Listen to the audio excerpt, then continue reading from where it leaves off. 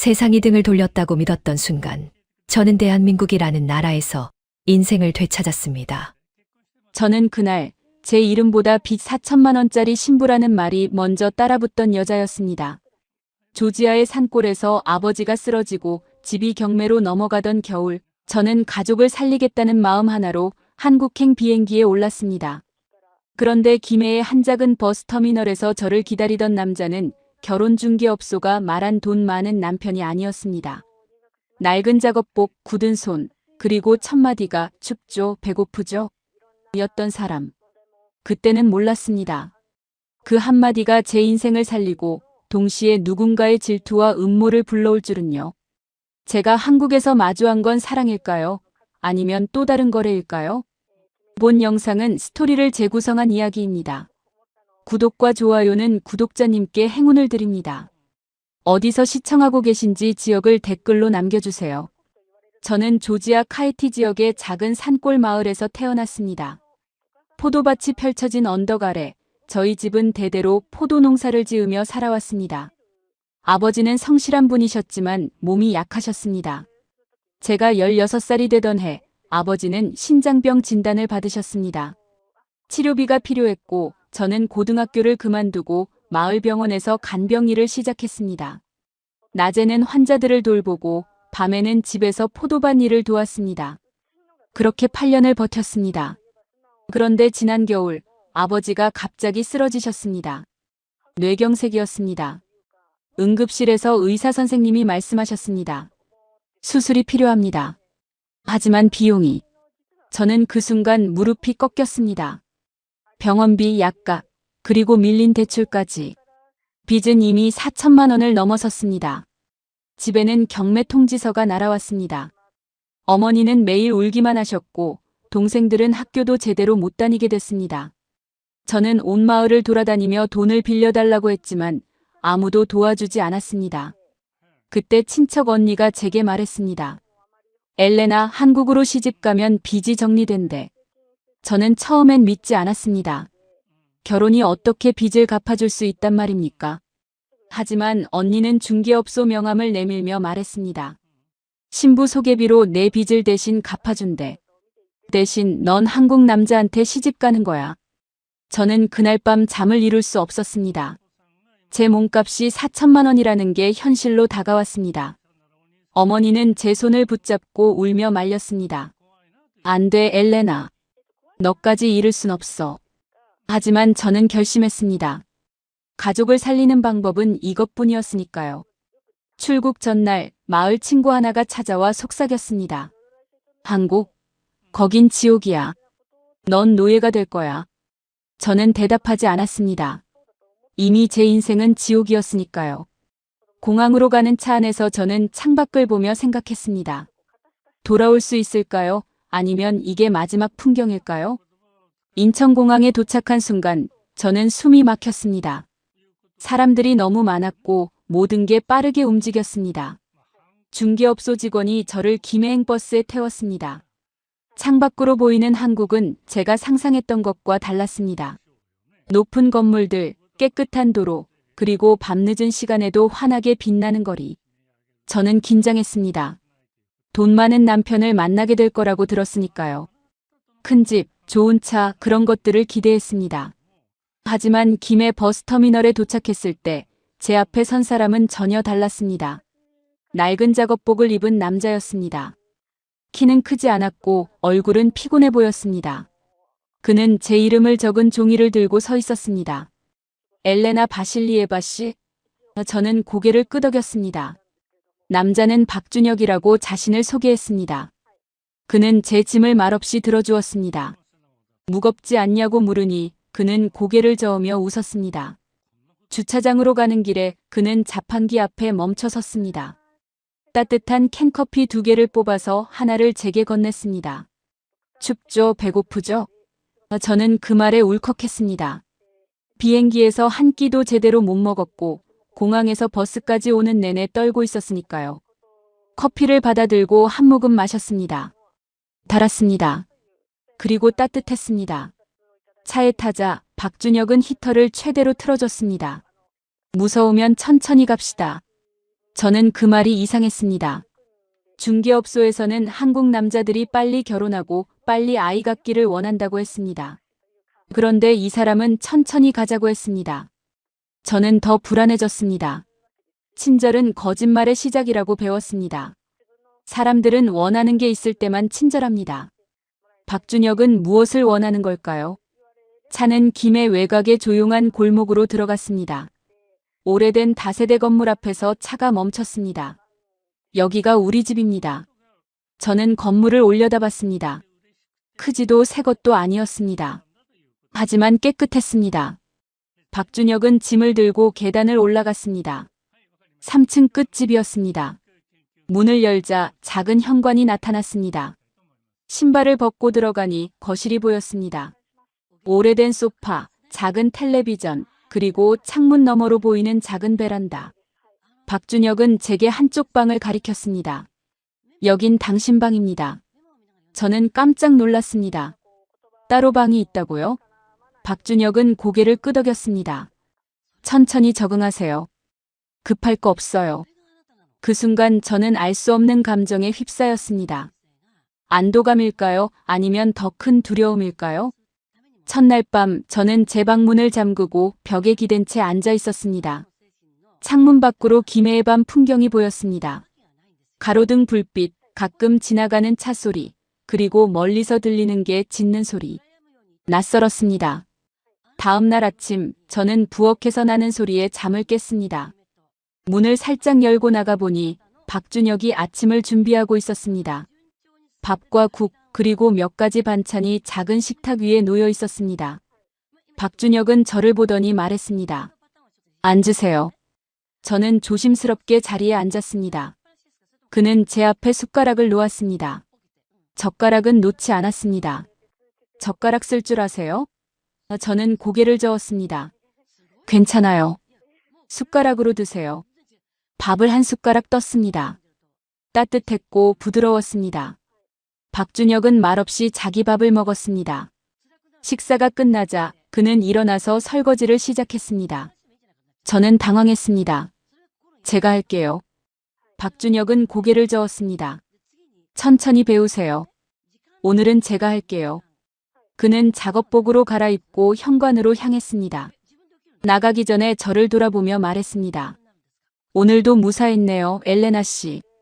저는 그 말이 이상했습니다. 아침에 처음 만났는데 무슨 무사입니까? 문이 닫히고 집안은 조용해졌습니다. 저는 거실 소파에 앉아 핸드폰을 켰습니다. 조지아 가족에게 연락했습니다. 도착했어요. 괜찮아요. 어머니는 울면서 대답했습니다. 조심해, 엘레나. 힘들면 바로 말해. 저는 대답하지 못했습니다. 힘든지 아닌지조차 모르겠으니까요. 며칠이 지났습니다. 박준혁은 매일 아침 같은 말을 했습니다.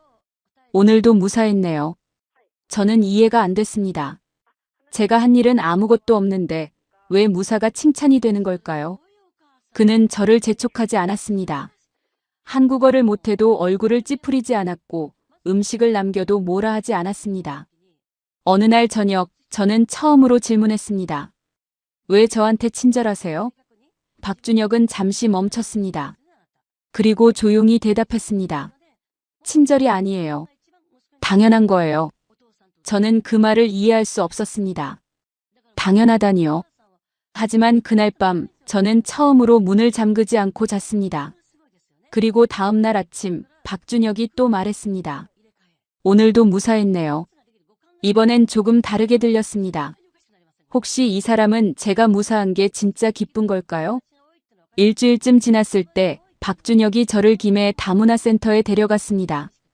여기서 한국어 배울 수 있어요. 무료예요. 센터 안으로 들어가니 저처럼 외국에서 온 여성들이 몇 명 있었습니다. 베트남, 필리핀, 캄보디아, 그리고 우즈베키스탄에서 온 사람들이었습니다. 선생님은 친절했고 수업은 쉬웠습니다. 한글 자음과 모음부터 천천히 가르쳐 주셨습니다. 쉬는 시간에 옆자리 여성이 말을 걸었습니다. 베트남에서 온 투이였습니다. 여기 온 지 얼마나 됐어요?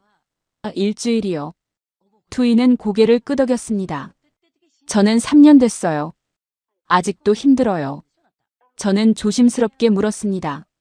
왜요? 투이는 주변을 살피고 작은 목소리로 말했습니다. 남편이 술 마시면 소리 지르고 돈 관리도 다 해요. 통장도 제 거 아니에요. 저는 가슴이 철렁했습니다. 다른 여성도 끼어들었습니다. 필리핀에서 온 마리아였습니다. 저도 비슷해요. 시어머니가 매일 잔소리하고 제가 뭘 해도 틀렸대요.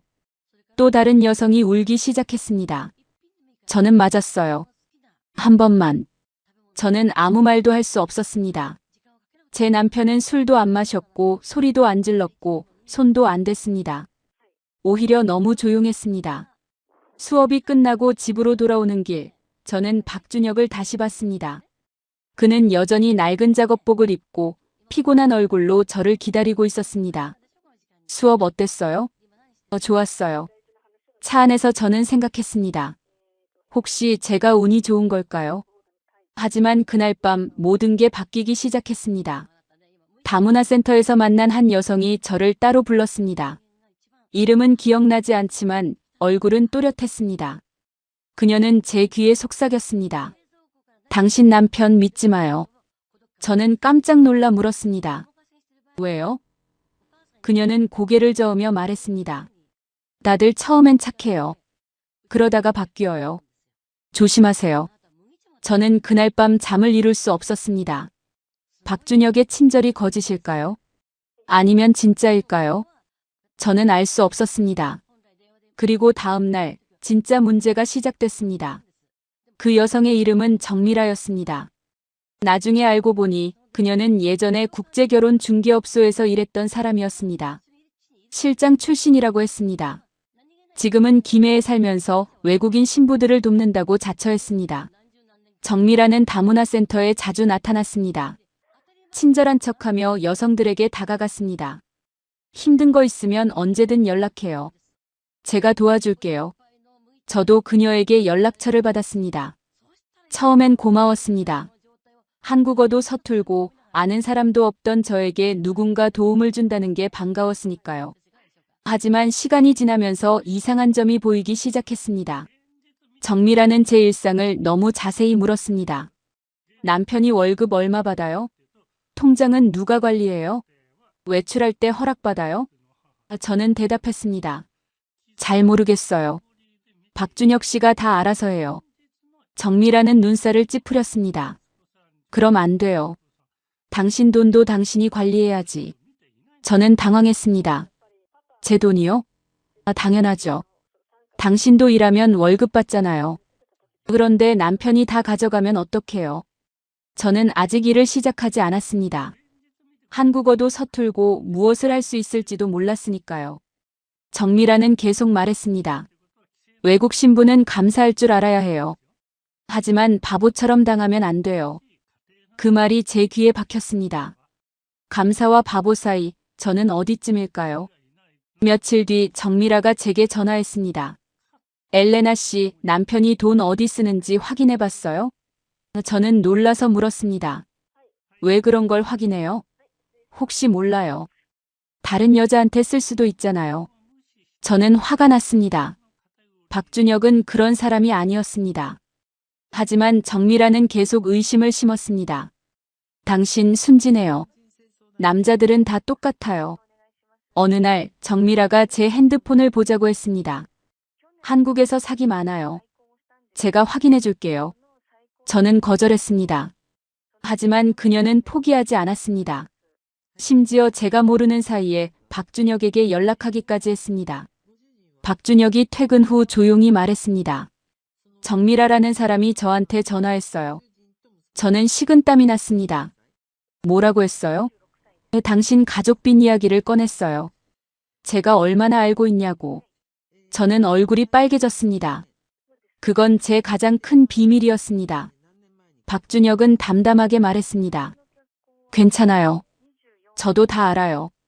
그날 밤 정미라가 제게 문자를 보냈습니다. 그 남자 곧 당신 버릴 거예요. 빚쟁이 신부 누가 오래 데리고 있겠어요. 저는 그 문자를 보고 울었습니다. 혹시 정말 그럴까요? 박준혁의 친절이 언젠가 끝날까요? 정미라의 공격이 계속되는 와중에 조지아에서 연락이 왔습니다. 니카라는 남자였습니다. 그는 친척을 통해 제 연락처를 알아냈다고 했습니다. 엘레나, 나 니카야. 기억나? 저는 기억했습니다. 니카는 조지아에서 브로커 일을 하는 사람이었습니다. 겉으로는 어려운 사람들을 돕는다고 했지만 실제로는 돈을 뜯어내는 걸로 유명했습니다. 왜 전화했어요? 내가 한국 간 거 들었어. 잘 지내? 저는 조심스럽게 대답했습니다. 네, 괜찮아요. 니카는 웃었습니다. 불편한 웃음이었습니다. 한국 남자들, 외국 여자 데려가서 노예처럼 부린다며? 너도 그러냐? 저는 화가 났습니다. 아니에요. 박준혁 씨는 착해요. 그래? 그럼 돈은 많이 벌어? 저는 대답하지 않았습니다. 니카는 계속 말했습니다. 내 가족빚 아직 안 갚았잖아. 한국 남편한테 돈 더 받아. 그들은 부자야. 저는 전화를 끊고 싶었습니다. 하지만 니카는 끈질겼습니다. 엘레나, 내가 도와줄 수 있어. 한국에서 문제 생기면 나한테 연락해. 내가 너 구해줄게. 며칠 뒤 니카가 또 전화했습니다. 이번엔 더 노골적이었습니다. 내 이야기를 조지아 언론에 팔 수 있어. 한국에서 고생하는 여자 이야기. 사람들이 좋아할 거야. 저는 깜짝 놀랐습니다. 왜 그런 짓을 해요? 돈 되잖아. 너도 돈 받고 나도 돈 받고. 저는 단호하게 거절했습니다. 싫어요. 전화하지 마세요. 하지만 니카는 협박했습니다. 내가 안 도와주면 내 가족한테 갈 거야. 아버지 병원비 더 필요하다며? 저는 숨이 막혔습니다. 아버지. 그 단어만으로도 제 심장이 조였습니다. 니카는 정확히 제 약점을 알고 있었습니다. 그날 밤 조지아에서 다시 연락이 왔습니다. 어머니였습니다. 엘레나, 아버지가 또 쓰러지셨어. 저는 핸드폰을 떨어뜨릴 뻔했습니다. 뭐라고요? 병원에 계셔. 급히 수술이 필요하대. 저는 울음이 터졌습니다. 박준혁이 옆에서 물었습니다. 무슨 일이에요? 저는 말할 수 없었습니다. 어떻게 말합니까? 제 아버지가 다시 쓰러졌고 돈이 필요하고 그런데 저는 이미 빚 때문에 이 사람과 결혼했다는 걸. 니카의 목소리가 귓가에 맴돌았습니다. 한국 남편 돈 많잖아. 더 받아. 저는 선택의 기로에 섰습니다. 박준혁에게 말할까요? 아니면 니카에게 도움을 청할까요? 다음 날 아침 저는 결정을 내렸습니다. 박준혁에게 말하지 않기로요. 대신 혼자 해결하려고 했습니다. 조지아 병원에 직접 전화해서 아버지 상태를 물었습니다. 의사 선생님은 말했습니다. 스텐트 시술이 필요합니다. 빨리 하지 않으면 위험해요. 비용이 얼마나 되나요? 약 1,800만 원 정도입니다. 저는 바닥에 주저앉았습니다. 1,800만 원. 박준혁이 몇 달을 일해야 모을 수 있는 돈이었습니다. 저는 어떻게 해야 할지 몰랐습니다. 며칠 동안 저는 밥도 제대로 못 먹었습니다. 박준혁이 걱정했습니다. 괜찮아요? 저는 고개를 끄덕였습니다. 네, 괜찮아요. 하지만 거짓말이었습니다. 저는 무너지고 있었습니다. 밤마다 핸드폰을 켜서 은행 앱을 확인했습니다. 제 계좌에는 돈이 없었습니다. 박준혁의 계좌도 확인하고 싶었지만 그럴 수 없었습니다. 어느 날 저녁 박준혁이 제 방문을 두드렸습니다. 엘레나 씨, 나와주실래요? 저는 문을 열었습니다. 박준혁은 거실 소파에 앉아 있었습니다. 그는 조용히 말했습니다.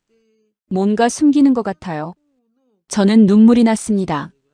더 이상 숨길 수 없었습니다. 아버지가 쓰러지셨어요. 수술이 필요해요. 박준혁은 고개를 끄덕였습니다. 비용이 얼마예요? 1,800만 원이요. 박준혁은 잠시 침묵했습니다. 그리고 말했습니다. 내일 시청역 은행부터 가요. 저는 놀라서 물었습니다. 왜요? 대출 받아야죠. 저는 울음을 터뜨렸습니다.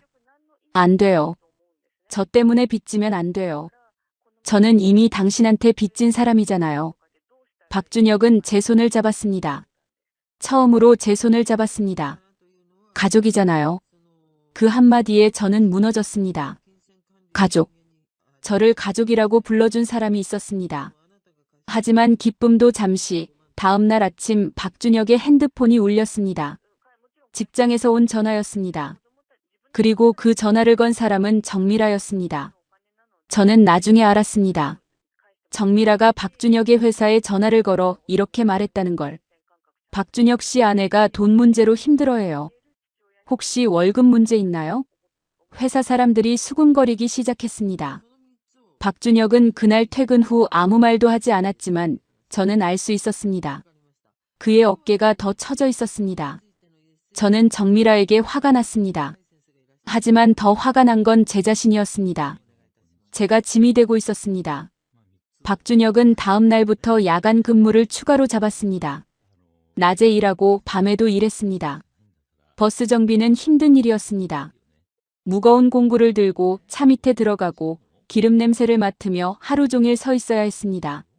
저는 그가 새벽에 집에 돌아오는 소리를 들었습니다. 화장실에서 손을 씻는 소리, 그리고 작은 신음소리. 어느 날 아침 저는 화장실 세면대에 핏자국이 묻어있는 걸 봤습니다. 박준혁의 손을 보니 손가락 여러 개의 상처가 나 있었습니다. 다쳤어요? 박준혁은 손을 숨겼습니다. 괜찮아요. 일하다 보면 이런 거 흔해요. 저는 가슴이 아팠습니다. 제 아버지를 살리려고 박준혁이 다치고 있었습니다. 며칠 뒤 박준혁은 주말에도 나갔습니다. 차고지 청소를 한다고 했습니다. 돈 더 벌어야 해요. 저는 말렸습니다. 쉬어요. 몸 상하면 어떡해요. 하지만 박준혁은 고개를 저었습니다. 괜찮아요. 젊을 때 더 힘든 일도 했어요. 그는 거짓말을 하고 있었습니다. 저는 알 수 있었습니다. 그의 얼굴이 점점 야위어갔고 밥도 제대로 안 먹었습니다. 어느 날 밤 박준혁은 차고지에서 쓰러졌습니다. 동료가 전화를 걸어왔습니다. 엘레나 씨, 박준혁 씨가 병원에 계세요. 저는 택시를 타고 병원으로 달려갔습니다. 응급실에 누워있는 박준혁을 보자 눈물이 쏟아졌습니다.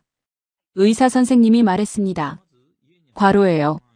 며칠 쉬셔야 해요. 저는 박준혁 옆에 앉았습니다.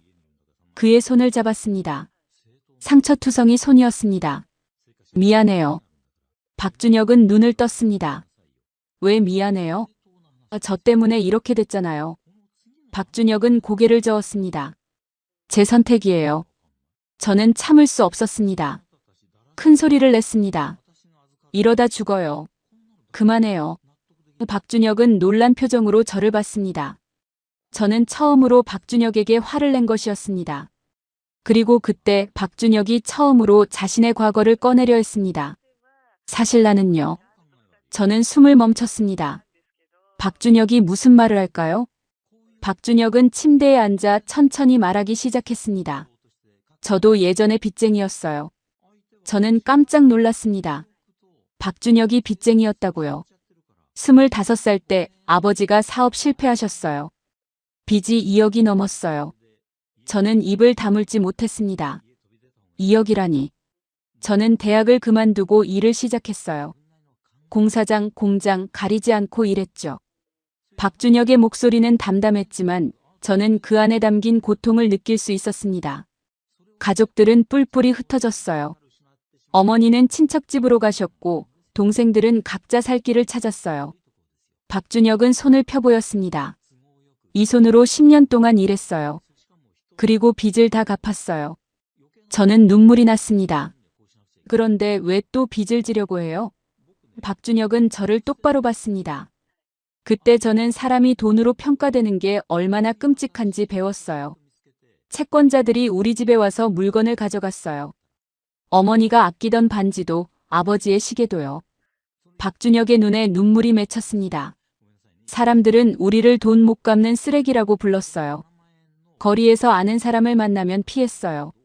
저는 박준혁의 손을 꽉 잡았습니다. 그래서 결심했어요. 만약 제가 누군가를 만나게 된다면 절대 그 사람을 돈으로 평가하지 않겠다고요. 박준혁은 제 눈을 봤습니다. 엘레나 씨를 처음 봤을 때 저는 알았어요. 이 사람도 저처럼 짐을 지고 있구나. 저는 울음을 터뜨렸습니다. 그래서 천천히 가자고 했어요. 무섭지 않게요. 박준혁의 고백은 제 마음을 완전히 바꿔놓았습니다. 저는 한국에 와서 처음으로 내가 사람 대접을 받는다는 감각을 느꼈습니다. 빚쟁이 신부가 아니라 엘레나라는 이름으로요. 그날 밤 저는 처음으로 박준혁의 이름을 제대로 불렀습니다. 준혁 씨. 박준혁은 고개를 숙이며 웃었습니다. 네, 엘레나 씨. 하지만 우리의 행복은 오래가지 못했습니다. 다음 날 니카가 전화를 걸어왔습니다. 그리고 이렇게 말했습니다. 내 남편이 너를 산 증거가 있어. 곧 공개할 거야. 저는 핸드폰을 떨어뜨렸습니다. 니카가 무슨 짓을 하려는 걸까요? 니카의 협박은 시작에 불과했습니다. 그는 조지아 현지에서 제 이야기를 왜곡하기 시작했습니다.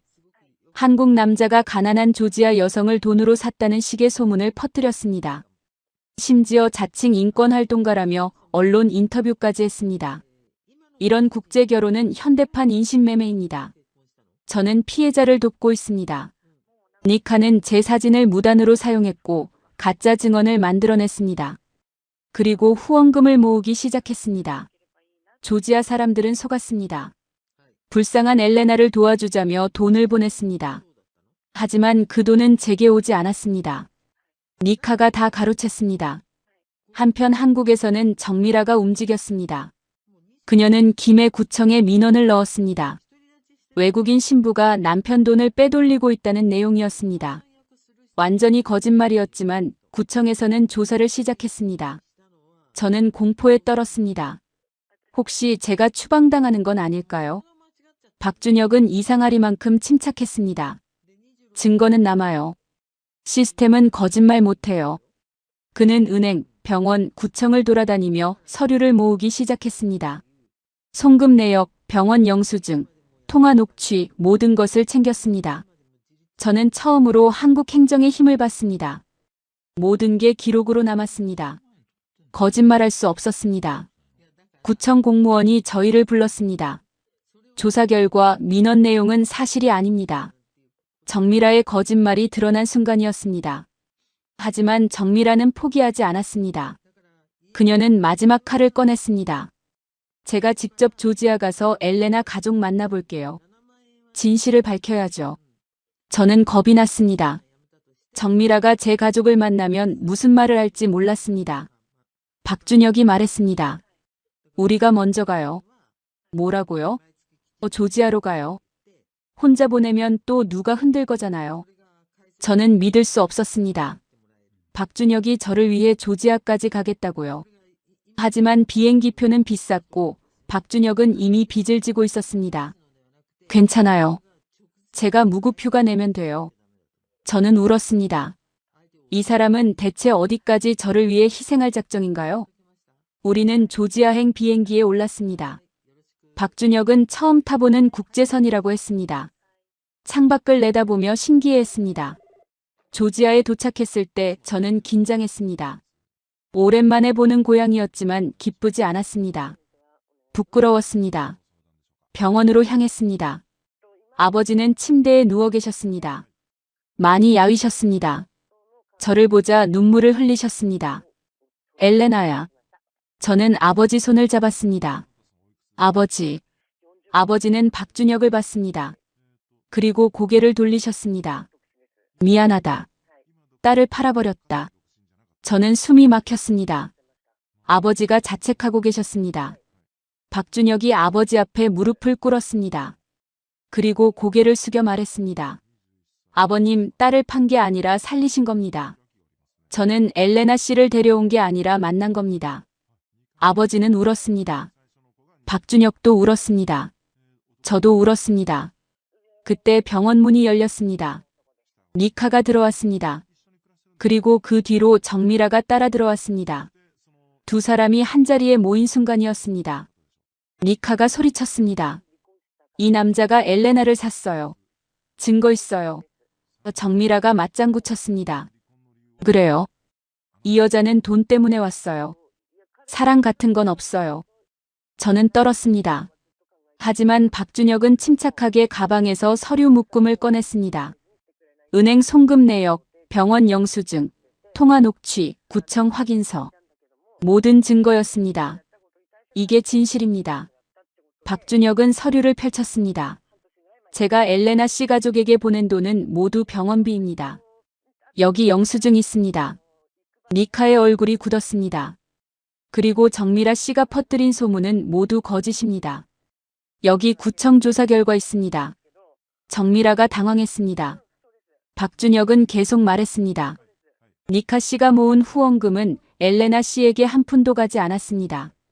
여기 조지아 은행 기록 있습니다. 니카가 소리쳤습니다. 거짓말이야. 하지만 서류는 거짓말하지 않았습니다.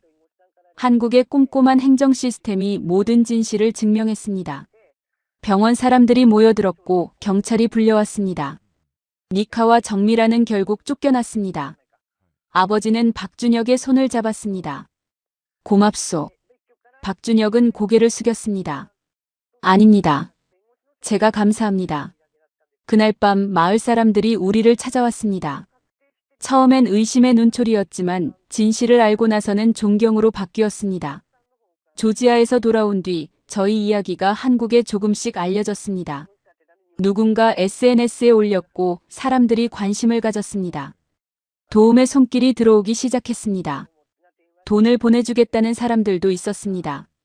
하지만 박준혁은 현금 후원을 정중히 거절했습니다. 감사하지만 우리는 괜찮습니다. 대신 엘레나 씨 고향 마을에 의료용품을 보내주세요. 사람들은 박준혁의 제안을 받아들였습니다. 의료용품, 약품, 그리고 작은 이동진료소를 지원해 주었습니다. 조지아 마을에 이동진료소가 생겼습니다. 크지 않았지만 아픈 사람들을 도울 수 있었습니다. 저는 통역과 상담을 맡았습니다. 저처럼 어려운 처지의 여성들을 도왔습니다. 한국은 지옥이 아니에요. 좋은 사람들도 있어요. 저는 제 경험을 나눴습니다. 그리고 그들에게 희망을 주려 했습니다. 박준혁은 한국으로 돌아와 다시 일을 시작했습니다. 여전히 버스 정비 기사였고 여전히 작업복을 입었습니다. 하지만 달라진 게 있었습니다. 매일 아침 그는 여전히 같은 말을 했습니다. 엘레나 씨, 오늘도 무사했네요. 하지만 이제 저는 대답할 수 있었습니다. 당신 덕분이에요, 준혁 씨. 그 말에 박준혁은 웃었습니다. 저도 웃었습니다. 아버지의 수술은 성공적이었고 건강을 되찾으셨습니다. 가족의 빚도 조금씩 갚아나가고 있었습니다. 저는 한국에서 한국어를 배우고 자격증을 따고 일자리를 구했습니다. 더 이상 빚쟁이 신부가 아니었습니다. 엘레나 바실리에바였습니다. 어느 날 정미라에게서 마지막 문자가 왔습니다. 당신들 절대 편히 못 살아. 저는 그 문자를 보고 웃었습니다. 그리고 삭제했습니다.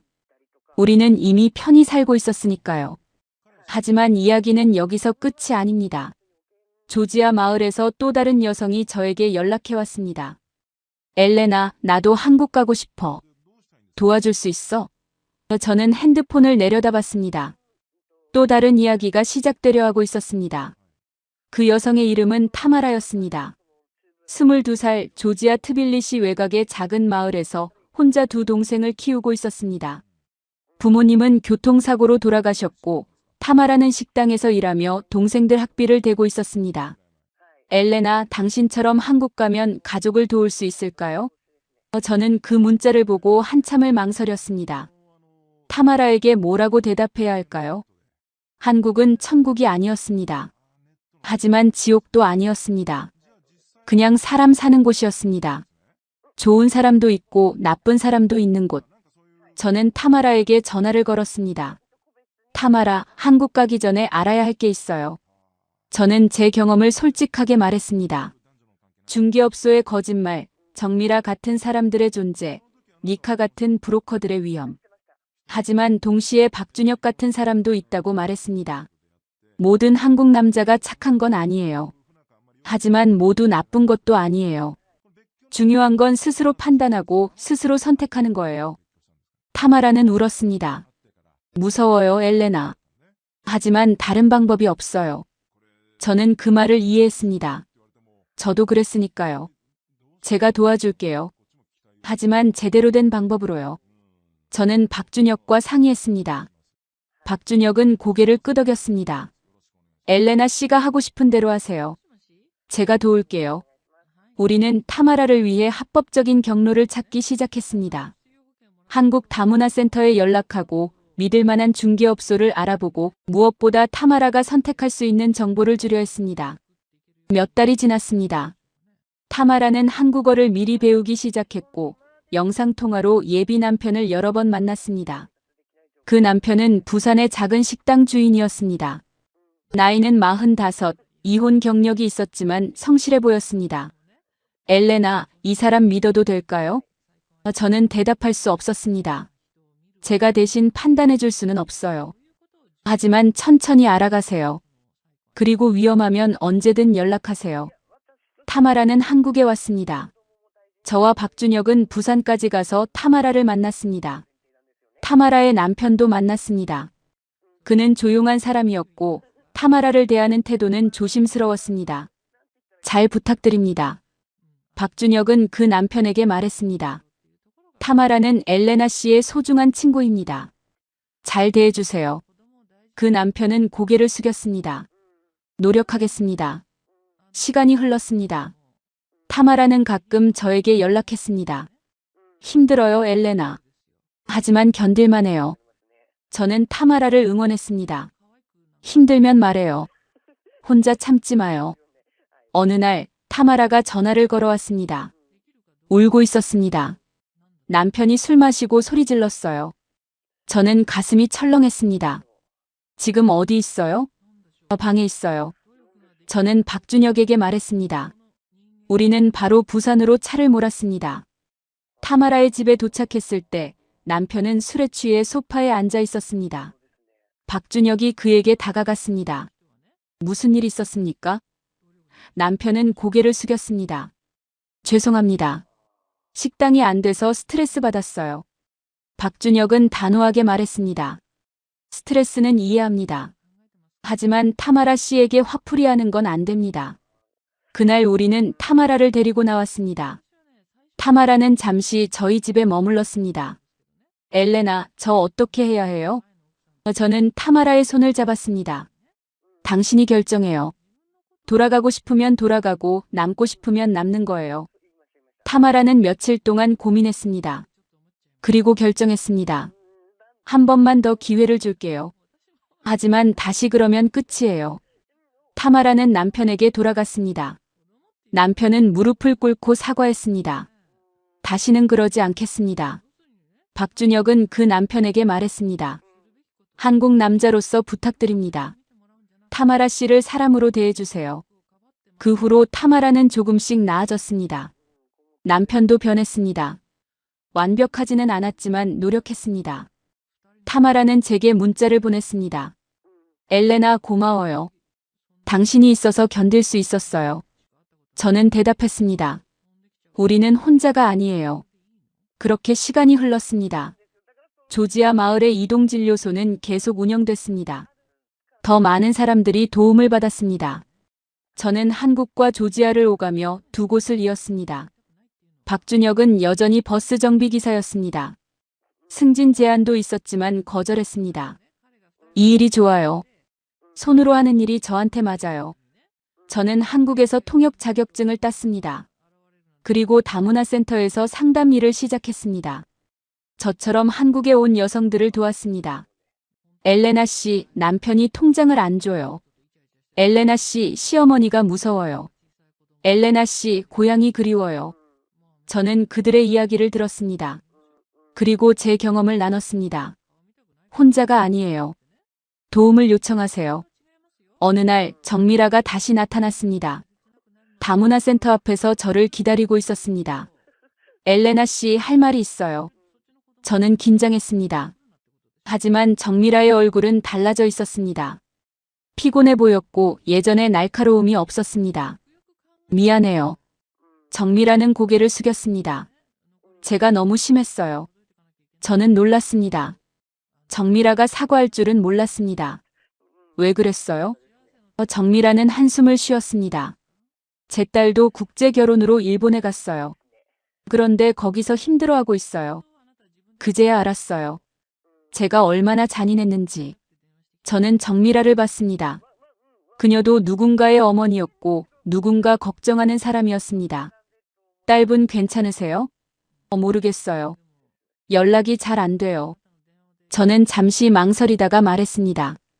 제가 도와드릴 수 있으면 말씀하세요. 정미라는 눈물을 흘렸습니다. 고마워요. 제가 당신한테 그렇게 했는데. 저는 고개를 저었습니다. 다 지난 일이에요. 그날 밤 박준혁에게 말했습니다. 정미라를 용서했어요. 박준혁은 웃었습니다. 엘레나 씨는 강해요. 저는 고개를 저었습니다. 강한 게 아니에요.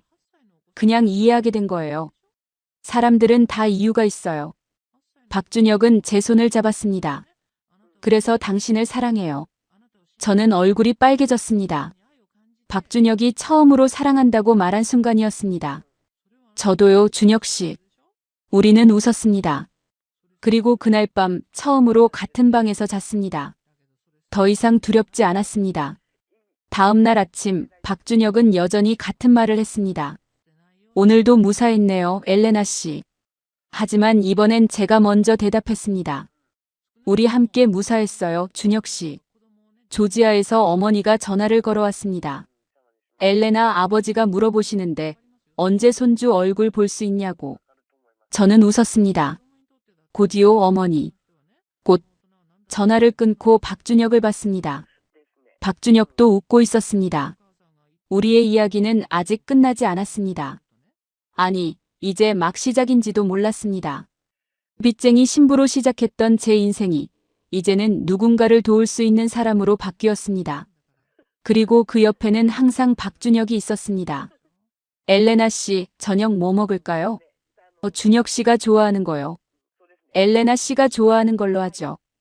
우리는 여전히 서로를 배려했습니다. 그게 사랑이라는 걸 이제는 알았습니다. 창밖으로 김해의 저녁 풍경이 보였습니다. 가로등이 하나씩 켜지고 사람들이 집으로 돌아가고 하루가 저물고 있었습니다. 저는 이 풍경이 좋았습니다. 낯설었던 이 땅이 이제는 집이 되었습니다. 그리고 언젠가 제 아이도 이 풍경을 보며 자랄 것입니다. 조지아와 한국 두 나라의 피를 이어받은 아이. 그 아이에게 저는 말해줄 것입니다. 세상에는 좋은 사람도 있고 나쁜 사람도 있어. 하지만 포기하지 마. 너를 지켜줄 사람은 반드시 나타나. 박준혁이 부엌에서 불렀습니다. 엘레나 씨, 밥 됐어요. 지금 갈게요. 저는 자리에서 일어났습니다. 그리고 생각했습니다. 저는 운이 좋았을까요? 아니면 제가 선택을 잘한 걸까요? 아마 둘 다일 것입니다. 하지만 확실한 건 저는 더 이상 빚쟁이 신부가 아니라는 것입니다. 저는 엘레나 바실리에바였고 박준혁의 아내였고 누군가의 희망이었습니다.